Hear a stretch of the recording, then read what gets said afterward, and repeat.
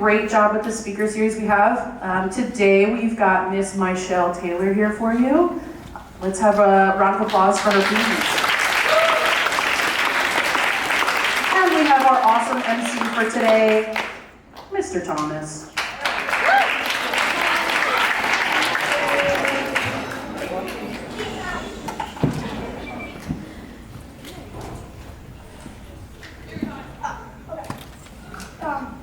Life isn't perfect. We all face challenges in our lives. Today's guest is going to share her experience and inspire us to become our best self. Please welcome Mrs. Michelle Taylor, an entrepreneur, a leader of our community, and CEO of Authenticity Alchemist.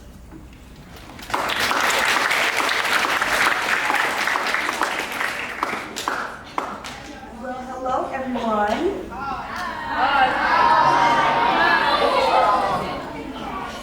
I said hello everyone. Okay, that's a lot better. First, I would like to just thank JA for this opportunity. I am extremely excited and grateful to be here with you guys today.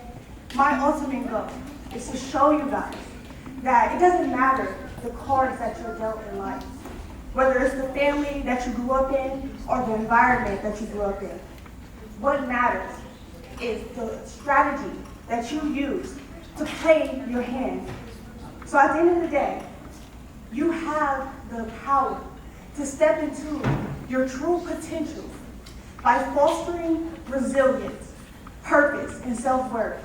You can ultimately reach self-actualization so that you can rise. So, without further ado, let's get started.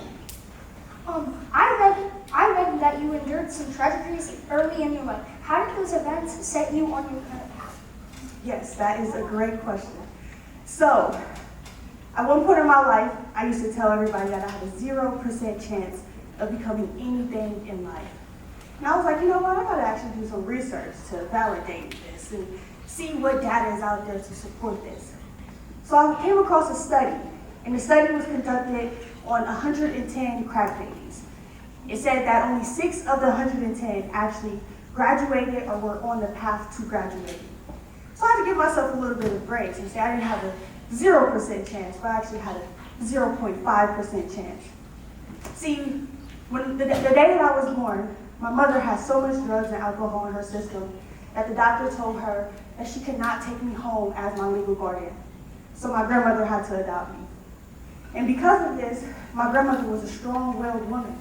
And she also had taken in my 2 older cousins, later went in to take custody of my 2 younger siblings. So growing up, I thought that my grandmother was my mom. I didn't consciously remember meeting my mom until I was about 8 years old. And then I met my dad at 9 years old. When I was in the 5th grade, going to the 6th grade, I lost my grandmother due to an aneurysm. I lost all stability in my life. Had to actually move in and live with my mom, who was a complete stranger, okay? She was a complete stranger. So once my oldest cousin turned 18, the one that my grandmother took in, she got custody of the younger 4 of us. And at that point, she was working 2 jobs. So that left me the responsibility of my 2 younger siblings. So I knew that everything in my life was just spiraling, like it was just crazy. And I showed up like that at school every day.